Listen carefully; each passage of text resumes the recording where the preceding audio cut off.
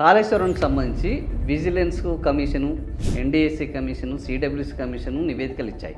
అయినప్పటికీ ముఖ్యమంత్రి Revanth Reddy PC Ghosh commission వేశారు. అసలు ఈ కమిషన్లు ఇచ్చిన నివేదికలు ఇవి చెల్లవని ఈ కమిషన్ వేశారా? ఈ కమిషన్ నివేదిక కూడా ఇప్పుడు చెల్లే అవకాశం ఉందా? నిజంగా కమిషన్ ఆఫ్ ఎంక్వైరీ యాక్ట్ 1952 కింద కమిషన్స్ వేసింది. ఈ కమిషన్లు ఎక్కడ కూడా దేశంలో ఇప్పుడే కాదు, స్వతంత్రం వచ్చినప్పటి నుంచి కూడా ఇందిరాగాంధీ గారి మీద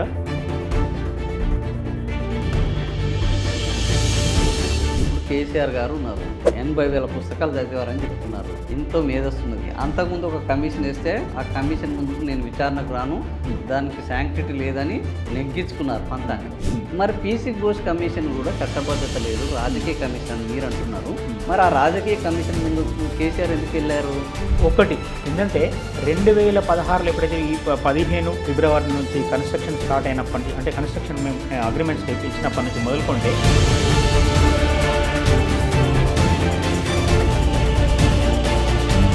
మా నాన్నను సిబిఐ కేసులో ఇరికించడానికి ఇదంతా కుట్ర చేశారు, దీని వెనక హరీష్ రావు ఉన్నారని కవిత పార్టీ నుంచి సస్పెండ్ అయ్యేంత పరిస్థితి వచ్చింది. ఎందుకు ఈ భయం నెలకొన్నది బీఆర్ఎస్ నేతలు? అది నేను పొలిటికల్గా నేను మాట్లాడదలుచుకోలేదు. కానీ ఇంకోటి ఏం చెప్తున్నా,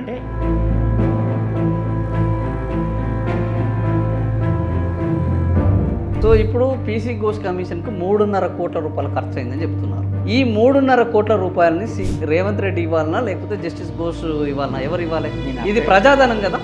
100% ప్రజాధనమే. నేను ఏమంటున్నా కాదంటాను, కానీ వాళ్ళు సాక్ష్యాధారాలను చేసిండ్రు, ఒక ఫ్యాక్టరీ దాని మీద నిజంగానే సిబిఐకి వేయడం అనేది అది టోటల్గా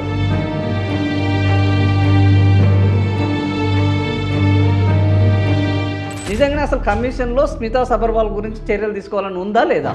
అందులో ఏంటంటే ఎక్కడెక్కడ ఏమేమి జరిగింది, ఎవరు డిజైనింగ్ ఎట్లా మార్చిండ్రు,